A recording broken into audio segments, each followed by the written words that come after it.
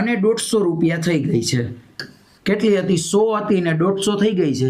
અને આપણે વાત કરીએ એક બાકસને 1 રૂપિયો હવે 2 રૂપિયા થઈ ગયા છે।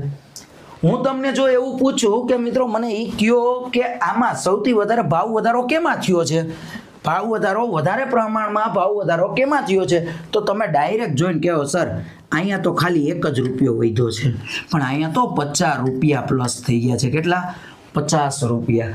તો મિત્રો ધ્યાન રાખજો, આ તમે જે જોયું ને એ પૈસાની બાબતમાં જોયું, પણ તમારે ટકાવારીની બાબતમાં આ જ વસ્તુને જોવી હોય ને તો તમે આ રીતના ન જઈ શકો। તો કેમ જોવાની?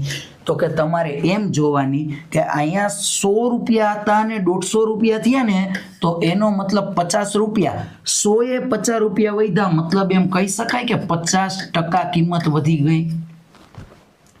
50% કિંમત વધી એવું કહેવાય। 50 રૂપિયા સાચા, પણ ટકાવારીની બાબતમાં જોવા